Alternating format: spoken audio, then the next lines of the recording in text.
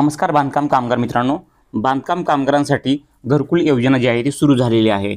परंतु बऱ्याचशा बांधकाम कामगारांना माहिती नाही आहे की घरकुल योजनेचा लाभ कशाप्रकारे घ्यायचा आहे आणि नंतर अर्ज कुठे करायचा, अर्ज कसा करायचा, अर्जामध्ये तुम्हाला कोणकोणती कागदपत्रं जोडायची आहेत आणि नंतर त्याच बांधकाम कामगारांना हप्ता कधी भेटतो याची संपूर्ण माहिती नाही आहे. त्यामुळे आजच्या व्हिडिओमध्ये तुम्हाला संपूर्ण माहिती सांगणार आहे की बांधकाम कामगारांची घरकुल योजनेसाठी अर्ज कसा, कुठे आणि कोणकोणते कागदपत्र लागतात याची ए टू झेड माहिती सांगणार आहे. आणि त्यानंतर त्यांना पहिला हप्ता किती दिवसानंतर त्यांच्या बँक अकाउंटमध्ये जमा होतो ही संपूर्ण लाईव्ह प्रोसेस तुम्हाला आजच्या व्हिडिओमध्ये सांगणार आहे. त्यामुळे व्हिडिओ संपूर्ण पहा आणि चॅनलवरती पहिल्यांदा असाल तर चॅनलला सबस्क्राईब करा, कारण की अशाच बांधकाम कामगारांच्या नवनवीन योजनांविषयी माहिती आपल्या चॅनलवर तुम्हाला सर्वात अगोदर पाहायला भेटत असते. तर चला मित्रांनो, उशीर न करता व्हिडिओला सुरू करूयात आणि बघूयात की बांधकाम कामगारांना घरकुल योजनेचा लाभ कशा प्रकारे घ्यायचा आहे आणि अर्ज कसा लिहायचा आहे. तर या ठिकाणी पहा, आपण आलेलो आहोत महाराष्ट्र इमारत व इतर बांधकाम कामगार कल्याणकारी मंडळाच्या ऑफिशियल वेबसाईटवरती. तो तुम्हाला लाईव्ह दाखवणार आहे. या ठिकाणी पहा, तुम्ही आल्यानंतर या ठिकाणी स्क्रॉल करू शकतात आणि या ठिकाणी जे तुम्हाला ह्या 3 रेषेवरती क्लिक करायचं आहे. आता या 3 रेषेवरती क्लिक केल्यानंतर तुम्हाला जे आहे त्या ठिकाणी एक ऑप्शन भेटतं, ते म्हणजे कल्याणकारी योजना. तर या ठिकाणी पहा, ह्या कल्याणकारी योजनेवरती क्लिक केल्यानंतर तुम्हाला या ठिकाणी लाईव्ह दाखवणार आहे की तुम्हाला घरकुल योजनेचा लाभ घेण्यासाठी. आता आजच्या व्हिडिओमध्ये तुम्हाला सांगणार आहे की ग्रामीण भागातील लाभार्थ्यांना, विशेष म्हणजे जास्त करून कमेंट आलेले आहेत की आम्ही ग्रामीण भागातील आहात आणि ग्रामीण भागामध्ये घरकुल योजनेचा लाभ कशा प्रकारे आम्हाला घेता येतो. तर या ठिकाणी पहा, तुम्हाला घरकुल योजनेसाठी माहिती देतो की तुम्ही जे आहे ते तुम्हाला किती रुपये भेटतात. तर या ठिकाणी पहा, आपण जे आहे ते लाईव्ह बघत आहोत. या ठिकाणी तुम्हाला घरकुल योजनेसाठी ग्रामीण भागातील लाभार्थ्यांना जे आहे ते अटल बांधकाम कामगार आवास योजना ग्रामीण अर्थसहाय्य जे आहे ते 2 लाख रुपये भेटलं जात आहे. आणि त्यानंतर या ठिकाणी पाहू शकतात अटल बांधकाम कामगार आवास योजना शहरी अर्थसहाय्य जे आहे ते 2 लाख इथं पण भेटतं आहे. तर या ठिकाणी पहा, तुम्हाला ह्या 2 पैकी जे आहे ते आपण आजच्या व्हिडिओमध्ये ग्रामीण भागातील जे ग्रामीण भागातील लाभार्थी आहेत त्या बांधकाम कामगारांना घरकुल योजनेचा लाभ कसा घ्यायचा आहे.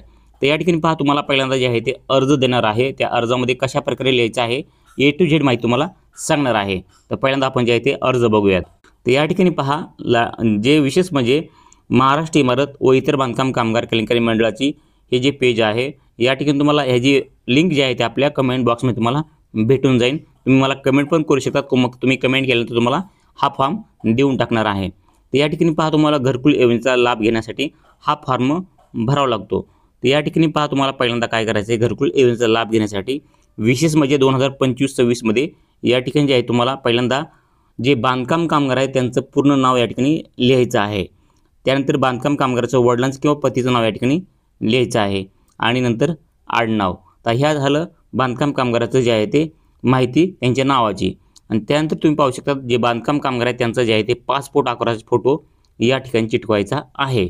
आणि विशेष म्हणजे बांधकाम कामगाराचा पासपोर्ट आकाराचा फोटो चिटकवल्यानंतर तुम्हाला जे आहे ते बांधकाम कामगाराचे जे नोंदणी क्रमांक आहे तो नोंदणी क्रमांक तुम्हाला या ठिकाणी लिहायचा आहे.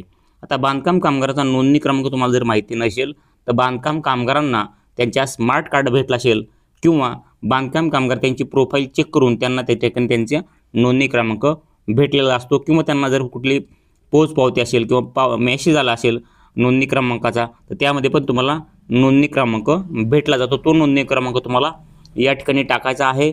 तसेच बांधकाम कामगाराचा जो नोंदणी दिनांक आहे तो नोंदणी दिनांक तुम्हाला या ठिकाणी टाकायचा आहे आणि नूतनीकरण दिनांक जो आहे तो या ठिकाणी तुम्हाला टाकून घ्यायचा आहे.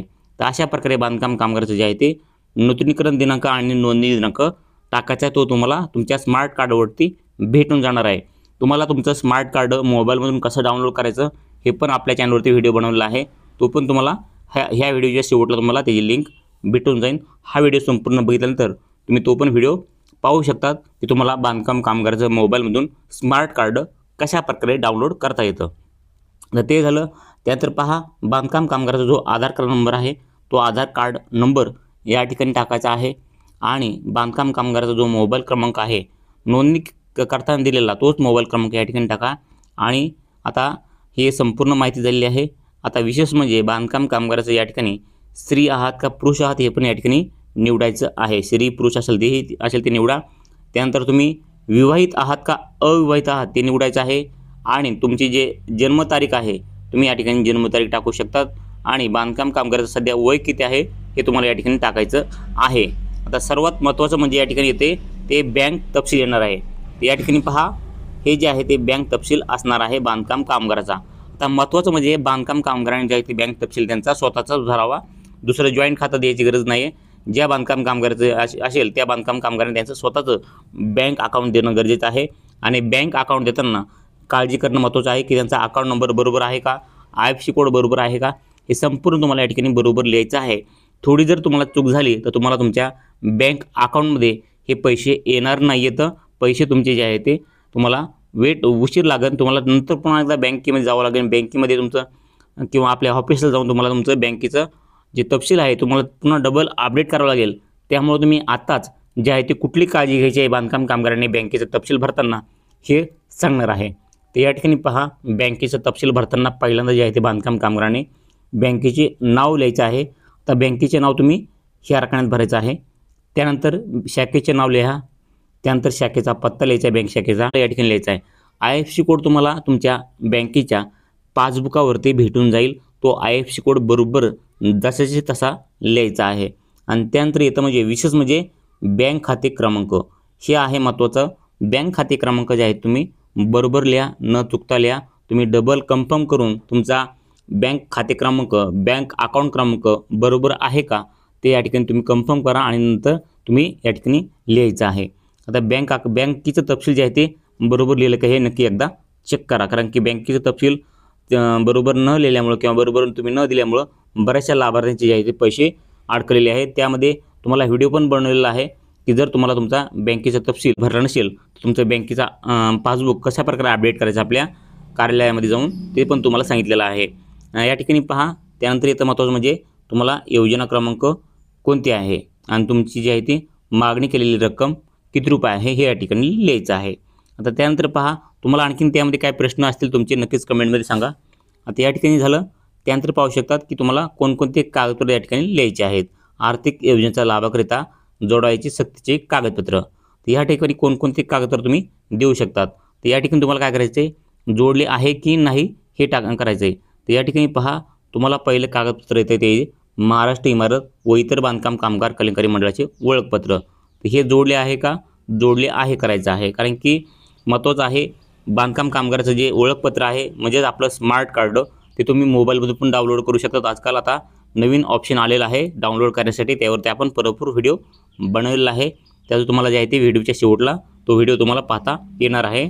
त्यानंतर पहा, तुम्हाला विशेष म्हणजे बँकेचं पासबुक एक जोडायचं आहे. बँकेचं पासबुक जोडलं आहे की नाही तर जोडलं आहे करा. कारण की बँकेच्या पासबुकावरतीच आपले जे आहे ते घरकुलचे पैसे येणार आहेत. आता विशेष इथे दुसरं म्हणजे रहिवासी पुरावा. आता रहिवासी पुराव्यामध्ये तुम्ही तुमचं आधार कार्ड, पारपत्र, वाहन चालक परवाना, शिधापत्रिका, मागील महिन्याचे विद्युत देयक, ग्रामपंचायतचा दाखला यापैकी एक. तर अशा प्रकारचे आहे तुम्हाला हे कागदपत्र तुम्हाला जोडायचे आहेत. आणि त्यानंतर या ठिकाणी पहा, हे जोडल्यानंतर महत्त्वाचं म्हणजे या ठिकाणी तुम्हाला बांधकाम कामगारांना घरकुलासाठी जे आहे ते पात्रता काय असणार आहे बांधकाम कामगारांना घरकुलासाठी ते म्हणजे तुमचं सक्षम अधिकारी. या ठिकाणी पहा, प्रधानमंत्री आवास योजनेत पात्र असल्याबाबत सक्षम अधिकाऱ्याचे पत्र प्रमाणित यादी हे तुम्हाला महत्त्वाचं असणार आहे. आणि या ठिकाणी पहा, प्रधानमंत्री आवास योजनेत पात्र नोंदित बांधकाम कामगारांना मंडळामार्फत 2 लाख अनुदान म्हणजे 2 लाख अनुदान दिले जाते बांधकाम कामगारांना घरकुलासाठी. अशा प्रकारच्या ह्या वेबसाईटवरती माहिती दिलेली आहे.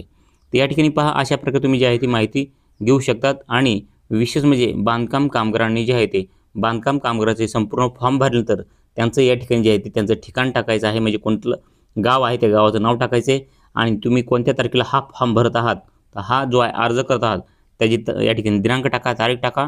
आणि बांधकाम कामगारांना जर सही येत असेल तर सही करा किंवा त्यांचा अंगठा असेल तर अंगठा या ठिकाणी करायचा आहे. तर मी तुम्हाला सांगितल्या पद्धतीने जे कागदपत्र सांगितले ते कागदपत्र संपूर्ण ह्या फॉर्मला जोडायचे आहेत. हा फॉर्म बरोबर भरायचा आहे. फॉर्म बरोबर भरून तुम्ही संपूर्ण तुमची कागदपत्र या ठिकाणी जोडायचे आहेत. आणि हा फॉर्म जे आहे ते आपल्या जवळच्या आपल्या कामगार जे कार्यालय आहे महाराष्ट्र इमारत व इतर बांधकाम कामगार कल्याणकारी महामंडळाचं जे ऑफिस आहे त्या ठिकाणी तुम्ही जेऊन हा फॉर्म जमा करू शकतात. तुम्हाला हा फॉर्म जमा केल्यानंतर तुमची त्या ठिकाणी पडताळणी केली जाईल. आणि पडताळणी झाल्यानंतर तुम्हाला तुमचे कागदपत्र संपूर्ण बरोबर असतील तर तुम्हाला त्या ठिकाणी मेसेज येईल की तुमचा अर्ज मंजूर झाला आहे. आणि अर्ज मंजूर झाल्यानंतर तुम्हाला जे आहे तुमच्या बँक अकाउंटमध्ये पहिला हप्ता जमा होईल. आणि पहिला हप्ता जमा झाल्यानंतर तुम्हाला जे आहे ते तुमचं घरकुल बांधण्यासाठी सुरू करायचं आहे आणि जसं जसं तुम्ही घर बांधण्यासाठी सुरू कराल त्या पद्धतीने तुम्हाला हप्ते पैशाचे पडणार आहेत आणि तुम्हाला तुमच्या घरकुलासाठी जेही अनुदान असेल ते तुमच्या बँक अकाउंटमध्ये जमा होणार आहे.